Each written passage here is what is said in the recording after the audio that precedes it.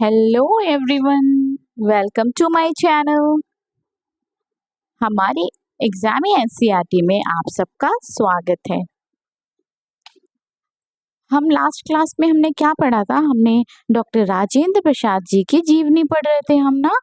तो हम इसमें जीवनी में कहाँ तक पहुंचे हैं?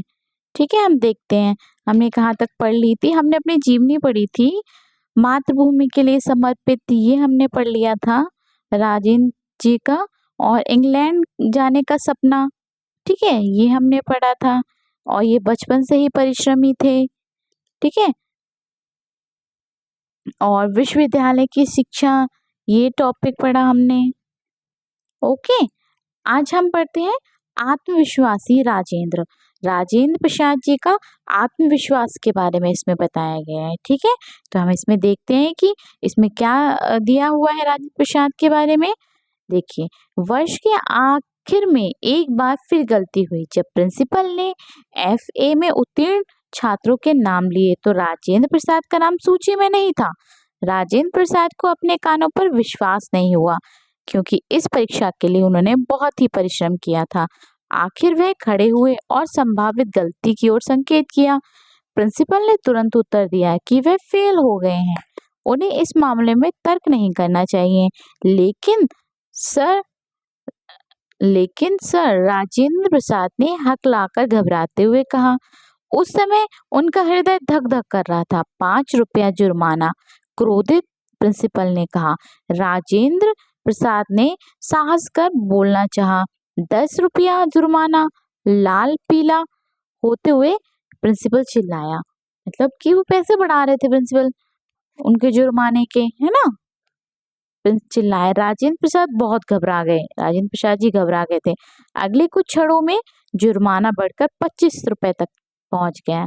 एकाएक हेड क्लर्क ने उन्हें पीछे से बैठ जाने का संकेत किया। एक गलती हो गई थी। पता चला कि वास्तव में राजेंद्र प्रसाद कक्षा में प्रथम आए थे। उनके नंबर उनकी प्रवेश परीक्षा से भी इस बार बहुत अधिक थे। प्रिंसिपल नया था, इसलिए उसने इस प्रतिभाशाली छात्र को नहीं पहचाना। राजेंद्र प्रसाद की छात्रवृत्ति 2 वर्ष के लिए बढ़ाकर 50 रुपए प्रति मास कर दी गई थी। इसके बाद स्नातक की परीक्षा में भी उन्हें विशिष्ट स्थान मिला।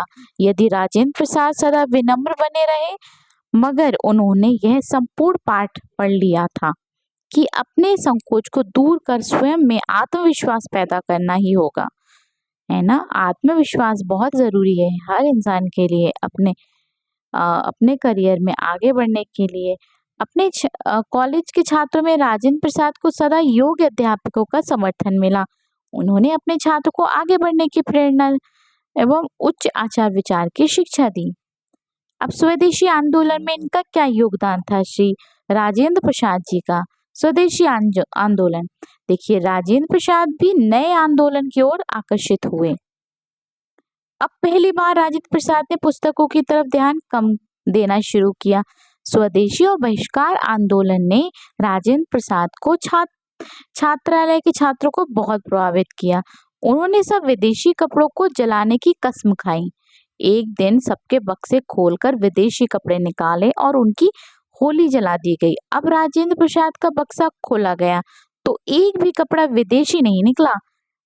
यह उनके देहाती लालन पोषण के कारण नहीं था, बल्कि स्वतः ही उनका झुकाव देसी चीजों की ओर था। गोपाल कृष्ण गोखले ने 1905 में सर्वेंट ऑफ इंडिया सोसाइटी आरंभ की थी। 1905 में गोपाल कृष्ण गोखले जी ने सर्वेंट ऑफ इंडिया सोसाइटी आरंभ की थी। उनका ध्येय था ऐसे राष्ट्रीय स्वयं सेवक तैयार करना जो भारत में संवैधानिक सुधार करे।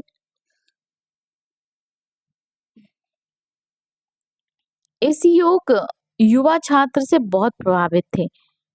उन्होंने राजेंद्र प्रसाद को इस सोसाइटी में शामिल होने के लिए प्रेरित किया, लेकिन परिवार की ओर से अपने कर्तव्य के कारण राजेंद्र प्रसाद ने गोखले की पुकार को उस समय अनसुना कर दिया। लेकिन वह याद करते हैं, मैं बहुत दुखी था और जीवन में पहली बार बीएल की परीक्षा में कठिनाई से पास हुए थे। कानून में मास्टर डिग्री, वह अब वकालत की दहलीज पर खड़े थे। उन्होंने जल्दी ही मुकदमे को अच्छी प्रकार और ईमानदारी से करने के लिए ख्याति प्राप्त कर ली। 1915 में कानून में मास्टर की डिग्री विशिष्टता पाने के लिए राजेंद्र प्रसाद को सोने का मेडल मिला। इसके बाद उन्होंने कानून के डॉक्टरेट भी कर ली थी। उन्होंने कानून की डॉक्टरेट भी कर ली थी। अब वह डॉक्टर राजेंद्र प्रसाद हो गए। अब वो राजेंद्र प्रसाद नहीं रहे, अब उनका नाम क्या के डॉक्टर लगने लगा, तो वो डॉक्टर राजेंद्र प्रसाद हो गए। इन वर्षों में राजेंद्र प्रसाद कई प्रसिद्ध वकीलों, विद्वानों और लेखकों से मिले।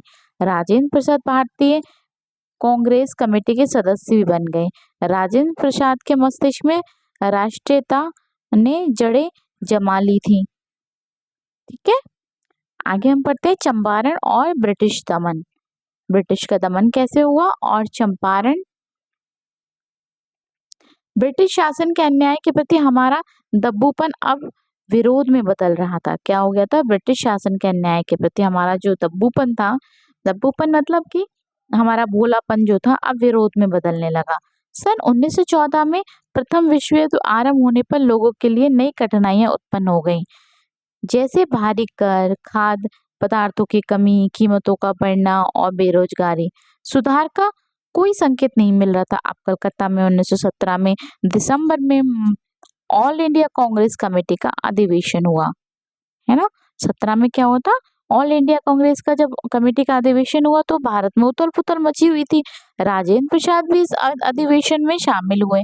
उनके साथ ही एक सांवले रंग का दुबला पतला आदमी बैठा था, मगर उसकी आंखें बड़ी तेज और चमकीली थी। राजेंद्र प्रसाद ने कहा था वह अफ्रीका से आया है, लेकिन अपने स्वाभाविक संकोच के कारण वह उनसे बातचीत न कर सके। वह व्यक्ति और कोई नहीं, महात्मा गांधी थे। ठीक है, महात्मा गांधी जी थे। इनकी आंखों में चमक थी और पतला दुबला आदमी जो बताया ना, वो महात्मा गांधी जी थे। और महात्मा गांधी जी की हमने जीवनी ना, बायोग्राफी आपको पहले ही पढ़ा दी है। ठीक है, हम उसके पहले पढ़ा चुके हैं। अगर आप लोगों ने नहीं देखी है तो आप लोग प्लेलिस्ट में जाके महापुरुषों की जीवनी में जाके आप महात्मा गांधी जी की जीवनी को समझ सकते हैं। ठीक है, और आज हम पढ़ रहे हैं श्री राजेंद्र प्रसाद जी की जीवनी। अब हम आगे पढ़ते हैं। ठीक है, वो कौन थे? महात्मा गांधी जी थे। वह अभी दक्षिण अफ्रीका में सरकारी दमन के विरुद्ध संघर्ष करके भारत लौटे थे। राजेंद्र प्रसाद को उस समय पता ही नहीं था वह सांवला और पैनी आंखों वाला व्यक्ति उनके भविष्य के जीवन को आकार देगा, है ना। गांधी जी की बात चल रही है। राजेंद्र प्रसाद जी जो देख रहे थे ना, वो जो दुबला पतला सा आदमी था, वो कौन था? उनको ये नहीं पता था कि यही आदमी होगा जो भविष्य के जीवन को आकार देगा हमारे। गांधी जी ने अपना प्रथम प्रयोग बिहार के चंपारण जिले में, कहाँ पे थे हम? गांधी जी, हम यहाँ पे थे। गांधी जी ने अपना प्रथम प्रयोग बिहार के चंपारण जिले में, जहाँ कृषकों की दशा बहुत ही दयनीय थी। ब्रिटिश लोगों ने बहुत सारी धरती पर नील की खेती कर दी थी, जो उनके लिए लाभदायक थी।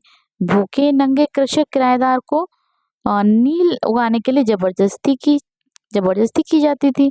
यदि वे उनकी आज्ञा नहीं मानते तो उन पर जुर्माना किया जाता और क्रूरता से यातनाएं दी जाती थी। अब उनके खेत और घरों को नष्ट कर दिया गया था। ठीक है, उनके खेत और घरों को नष्ट कर दिया जाता था। जब जब जब भी झगड़ा हाई कोर्ट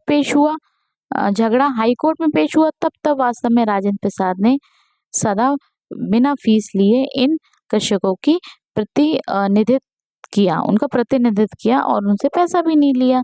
उन जो वो थे ना हमारे किसान लेकिन फिर वह निरंतर जानवरों जैसी स्थिति में आ रहे थे। गांधी जी को चंपारण में हो रहे दमन पर विश्वास नहीं हुआ और वास्तविकता का पता लगाने वह कलकत्ता अधिवेशन के बाद स्वयं बिहार गए।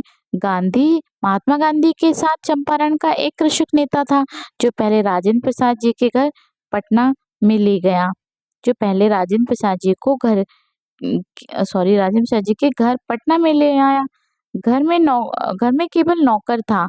गांधी जी को एक किसान बमुश्किल समझकर उसने बड़ी रुखाई से उन्हें बैठाकर उन्हें बाहर बैठने के लिए कहा। कुछ समय बाद गांधी जी अपनी चंपारण की यात्रा पर चल दिए।